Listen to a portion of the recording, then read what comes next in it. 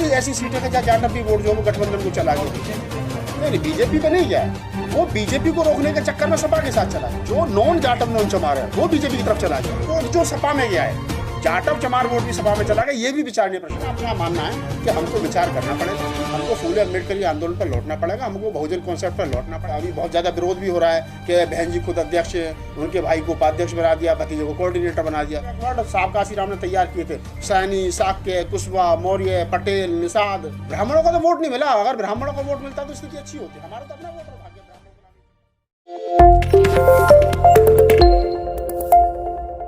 सारी ऐसी सीटें हैं जहाँ जाटव भी वोट जो वो गठबंधन को चला गया। बीजेपी पे चला गया। नहीं, बीजेपी पे नहीं गया है, वो बीजेपी को रोकने के चक्कर में सपा के साथ चला गया।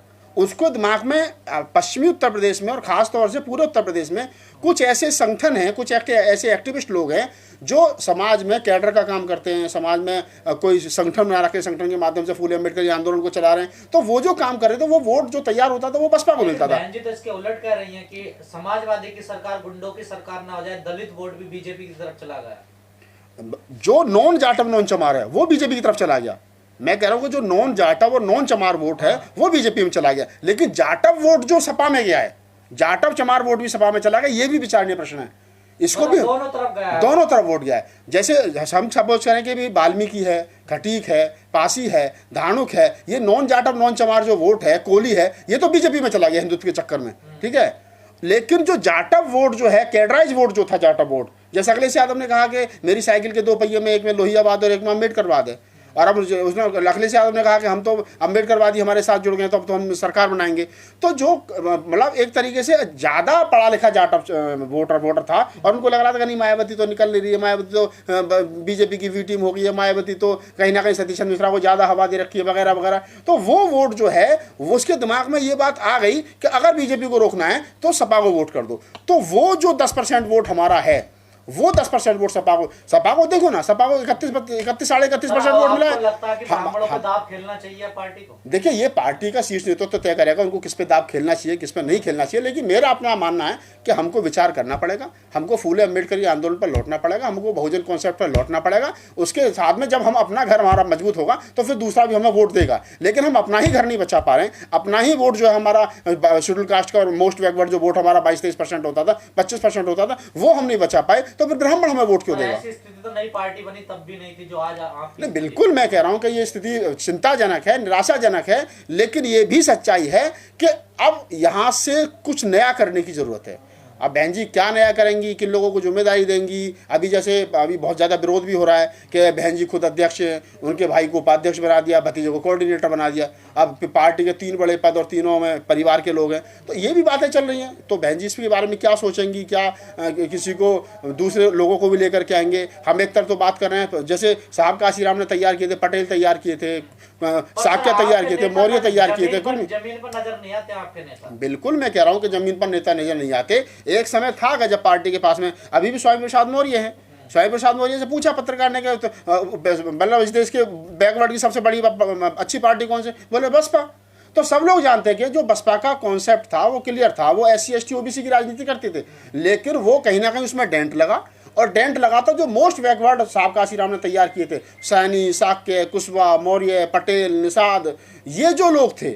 अब देखो, आप संजय निषाद कहाँ से गए, बसपा से निकल करके गए। ओम प्रकाश राजभर कहाँ से गए, बसपा से निकल करके गए। स्वामी प्रसाद मौर्य कहाँ से गए, बसपा से निकल करके गए। भीम राजभर, चलो बसपा में है वो तो। अब उधर क्या नाम है अपने लालजी वर्मा, बसपा से निकल करके गए। अगर उधर रामाचल राजभर बसपा से निकल करके गए। तो ये बसपा के वो बड़े नेता थे जिनके पीछे उनके समाज का वोट था। लेकिन जब वो चले गए तो उनके साथ उनका वोट भी चला गया, और हम लोग गलती में ये रहे कि नहीं सब जो है हमारे साथ है, ऐसा नहीं है। लेकिन सर आपकी स्थिति अगर देखी जाए, जो कल नतीजे आए हैं, तो हमें नहीं लगता कि स्वामी प्रसाद के साथ उसका वोट भी गया हो। तो देखिए गठबंधन की क्या हाल रहा। मैं वही कह रहा हूँ कि स्वामी प्रसाद मौर्य खुद चुनाव हार गए, ठीक है। तो मैं एक स्वामी प्रसाद मौर्य की बात नहीं कर रहा हूँ, मैं कह रहा हूँ कि जब ये लोग पार्टी में बसपा में तमाम थे और ये लोग निकल गए, तो हमने वो जगह भरी नहीं। अगर ओम प्रकाश राजभर गए तो ओम प्रकाश राजभर की जगह कोई दूसरी हमने नहीं लेकर के आए। अगर रामचंद्र राजभर गए तो कौन राजभर हमारे पास में नेता? हमारा प्रदेश अध्यक्ष भीम राजभर है। लेकिन भीम राजभर को कितने लोग जानते हैं बताओ मुझे? भीम राजभर अपनी सीट खुद नहीं बचा पाए। तो हमको जो नेता हमको छोड़ करके, या तो हम नेता तैयार कर लें उसकी जगह, उस जगह को भरने के लिए नेता छोड़ करके हमें जाते रहे, या हमने गलत उनको निकाल दिया गया। और जब तक हम उनकी जगह दूसरे लोगों को नहीं लाएंगे तब तक बात बनने वाली नहीं है। फूले अम्बेडकरी आंदोलन है और ये फूले अम्बेडकरी आंदोलन अपने ही तरीके से चलेगा। इसके साथ ज्यादा घोल मोल करो नहीं चल पाएगा। तो दलितों के लिए भी बीएसपी ऑप्शन है, फिर दूसरा ऑप्शन ढूंढ लेना चाहिए। नहीं, अब कुछ लोगों ने अखिलेश यादव को अपना नेता मान लिया है। जैसे जो चले गए पश्चिमी उत्तर प्रदेश में, बहुत सारे नाम बता सकता हूँ। अखिलेश यादव के साथ चले गए, जयंत चौधरी के साथ चले गए, क्या नहीं साहब वही हमारा नेता है, और हम तो क्या नाम है वो भी बहुजन की बात कर रहा है, तो कोई ज़्यादा फर्क नहीं है। तो कुछ लोग चले गए, क्या वो लोग वापस आएंगे? क्या हम लोगों बहुजनों की बात तो बीजेपी भी कर रही है, तो बीजेपी से भी बीजेपी में मैं बता रहा हूँ ना कि जो कैडराइज आदमी हैं, जो फूले अम्बेडकरी आंदोलन को समझता है, जिसको मालूम है कि बाबा साहब डॉक्टर अम्बेडकर ने क्यों कहा था, मान्यवर साहब काशीराम ने क्यों कहा था कि एक नागनाथ है एक सांपनाथ है। उसके बाद में मान्यवर साहब काशीराम ने उनको क्या नाम है मुलायम सिंह यादव को पार्टी बनवाई, फिर उनके साथ गठबंधन किया, फिर सरकार बनाई। बहुत सारी बातें हो सकती हैं, लेकिन सच्चाई की बात यही है कि हमको अपने जो हमारा मेन फोकस है SC ST OBC माइनॉरिटी, जो 6743 जातियों को मिलाकर के बहुजन समाज जिसको हम कहते हैं, उन पर हमें काम करना पड़ेगा। ये मान्यवर साहब ने बहुजन समाज पार्टी बनाई थी, मतलब बहुजनों की पार्टी बनाई थी, बहन जी ने उसको सर्वजन कर दिया और मीडिया ने उसको चमारजन कर दिया। अब ये चमारों की पार्टी रह गई, केवल चमारों के, चमार भी है नहीं प्रॉपर। तो ब्राह्मणों की पार्टी, ब्राह्मण कहाँ है? ब्राह्मण तो सतीश चंद्र मिश्रा जी ने वोट कहाँ दिया? ब्राह्मण एक ब्राह्मण बताओ यहाँ वोट पड़ा हो? ब्राह्मणों को तो वोट नहीं मिला। अगर ब्राह्मणों को वोट मिलता तो स्थिति अच्छी होती। हमारा तो अपना वोटर भाग गया ब्राह्मण को लाने के चक्कर में, ब्राह्मण को अपने साथ जोड़ने के चक्कर में हमारा अपना वोटर भाग गया। तो जितनी मेहनत हमने, जैसे मैंने कहा ना कि मैं माननीय सतीश चंद्र मिश्रा जी का सम्मान करता हूँ, पार्टी के बड़े नेता हैं, लेकिन हमको ये भी मालूम होना चाहिए, ये भी पता होना चाहिए कि सतीश चंद्र मिश्रा जी ने मेहनत की, लेकिन जितनी मेहनत सतीश चंद्र मिश्रा जी ने की, क्या उतनी मेहनत किसी दूसरे नेता ने की? क्या मुस्लिम नेता हमारे पास में 3 है, मुनकाद अली है, नौशाद अली है, शमसुद्दीन राय है, क्या उन्होंने एक भी जनसभा जाकर के मुस्लिम बस्तियों में की? क्या उन्होंने ये अपील? तो फिर पार्टी में रखा क्यों है जब जानता नहीं है? तो क्या है, क्यों उनको राज्यसभा सांसद बनाया जा रहा है? सवाल ये नहीं है, अगर आप पार्टी के नेता हैं, लगता है नेताओं के कहने पर इनका परिवार का वोट नहीं देगा। मैं बिल्कुल ये बात स्वीकार कर रहा हूं कि अगर हमारे पास में 3 बड़े नेता हैं और एक राज्यसभा सांसद है, एक पूरा पश्चिम शमसुद्दीन राय देख रहे हैं, और एक MLC नौशाद अली, और उसके बावजूद भी मुसलमान हम पर भरोसा नहीं कर रहा है, उसके बावजूद भी मुस्लिम जो है वो हमको वोट नहीं कर रहा है, उसके बावजूद ये 3 लोग जाकर के मुस्लिम समाज में काम नहीं कर रहे हैं, तो बहन जी को सोचना चाहिए कि हम लोग क्यों किसी को, यही तो सोचना मिश्रा जी के बारे में चाहिए। मिश्रा देखिए मिश्रा जी के बारे में क्यों नहीं सोचना चाहिए, मैं कारण बता रहा हूं कि उन्होंने काम किया। ऐसा नहीं कि काम नहीं किया। मिश्रा जी ने 18 जनपदों पे 18 मंडलों पर जाकर के किया, 75 जिलों में जाकर के ब्राह्मण नहीं जुड़ा, लेकिन कोशिश तो की गई ना। लेकिन मैं तो ये कह रहा हूं कि मुस्लिम नेता जो हमारे पास, उन्होंने तो कोशिश भी नहीं की। ब्राह्मण सम्मेलन के नाम पर वहां दलित इकट्ठे हो रहे थे। बिल्कुल, ये सच्चाई है। हमें भी मालूम है कि जब गाजियाबाद में ब्राह्मण सम्मेलन हो रहा था तो वहाँ 5 ब्राह्मण ऐसे ढूंढ करके नहीं मिल पा रहे थे जो अगली पंक्ति में बैठ जाएं। तो ये सच्चाई है कि ब्राह्मण सम्मेलन के नाम पर दलित ही आ रहा था, उसमें 5% 10% ब्राह्मण आ रहा था, वो भी मिश्रा जी को सुनने के लिए। तो मैं ये कह सकता हूँ कि मिश्रा जी ने कोशिश की, उनका पूरा परिवार लगा रहा। लेकिन मुझे जो दुख है वो इस बात का है कि हमारे पास जो 3 जो मुस्लिम नेता हैं, उन्होंने पूरे चुनाव में एक बाइट तक नहीं दी, एक जनसभा तक नहीं की, एक भाषण तक नहीं दिया, मुस्लिम गांवों में, मुस्लिम इलाकों में जाकर के उन्होंने अपील तक नहीं की अपने समाज से।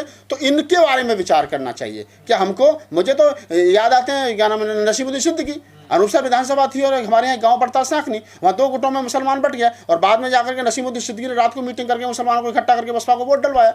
हम देखते थे कि बहन जी की रैलियों में। नहीं, वैसे बहन जी चाहती क्या पार्टी को आगे बढ़ाना या फिर यहीं समाप्त करना चाहती हैं, इसे खत्म कर दिया जाए? नहीं, पार्टी देखिए, पार्टी विचारधारा है, वो एक दिन में ना तो खत्म होती है और ना एक दिन में बनती है। साहब काशीराम ने 70 से काम शुरू किया था, 84 में पार्टी बनाई, 15 साल के बाद में 15 साल लोगों, मान्यवर साहब कहते थे कि राजनीति चले ना चले, MLA MP बने ना बने, सरकार बने ना बने, लेकिन सामाजिक परिवर्तन का काम जो वो होते रहना चाहिए। हमने सामाजिक परिवर्तन का काम बंद कर दिया। हम लोग ये कह तो रहे कि हमारा कैडर वोटर, हम लोग कैडर दे कहाँ रहे हैं?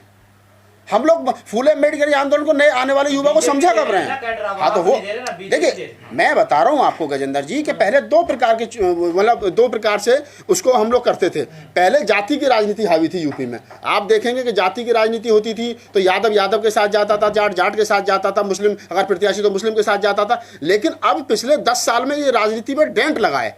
वो डेंट इस प्रकार लगा, अब धर्म की राजनीति हो गई है, अब जाति की राजनीति नहीं है। अब जैसे योगी जी ने कहते हैं कि 80-20 का चुनाव है, 80% हिंदू, 20% मुसलमान। तो उनका तो स्पष्ट है कि हमें तो मुसलमानों का वोट चाहिए नहीं, लेकिन 80-20 करके उन्होंने सारे हिंदुत्व को एक इकट्ठा कर लिया। हम अभी पुराने वाले ढर्रे पे चल रहे हैं कि नहीं इतने % जाट है, इतने % जाटव है, इतने % मुसलमान है, ये मिल जाएगा, ये मिल जाएगा, ये मिल जाएगा, हम जीत जाएंगे। लेकिन हम वो नहीं देख रहे कि वो जो योगी है, जो बीजेपी है, जो मनुवादी सोच के लोगों उन्होंने बड़ा गेम कर दिया और हम उनके बड़े गेम में फंसते चले गए। तो अभी जो अखिलेश यादव की भी जो स्थिति है वो भी कोई बहुत अच्छी नहीं है। 14-15 पार्टियों से गठबंधन करने के बाद में आप 100-125 सीट ला रहे हो। अगर वो भी हमारी तरह अकेले लड़ते तो उनकी स्थिति हमसे भी ज़्यादा भयंकर खराब हो जाती।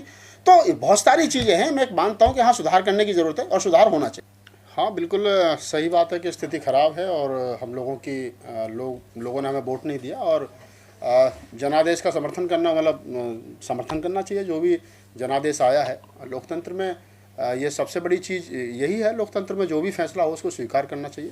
तो जनता के विश्वास पर हम लोग शायद खरे नहीं उतरे, इसलिए जनता ने वोट नहीं किया। 12.8% पे आकर के हम लोग रुक गए, यानी 10% वोट हमारा अपना जो वोट है वो भी हमारा कैडर वोट चला गया। तो विचारणीय प्रश्न है और क्या नाम है, हमें तो पार्टी के शीर्ष नेतृत्व को चाहिए कि वो मंथन करे कहाँ कमियाँ हुई हैं, कैसे कमियाँ हुई हैं, क्या बेहतर हो सकता है। अब हमारे पास खोने के लिए कुछ है नहीं, पाने के लिए पूरा मुल्क भर है। तो चाहिए बहन जी को और तमाम शीर्ष नेतृत्व को चाहिए कि वो विचार करें इस पर क्या बेहतर। आप लोग मंथन करते नजर नहीं आते, लगातार आप लोगों का ग्राफ गिरता नजर आ रहा नीचे। नहीं बिल्कुल, मैं ये बात देखिए, इसको क्या है स्वीकार करना चाहिए। लोकतंत्र में हर चीज़ को स्वीकार करना चाहिए। मैं कह रहा हूँ कि हमारा प्रदर्शन 2012 से और अब तक निरंतर जो है वो गिरता जा रहा है। 2012 में हम लोग 2007 में 206 थे, फिर हम 2000 उसके बाद में फिर 9 का चुनाव हारे, फिर 12 का चुनाव हारे, फिर 17 का चुनाव हारे, फिर 14 का चुनाव हमारा 0 हो गया, हम लोकसभा में 0 हो गए, फिर हम गठबंधन के तहत 10 सीट ले आए। फिर अब का जो प्रदर्शन है वो भी निराशाजनक है। अब 1 सीट MLA की हम आकर के जो है वहाँ पर रुक गए।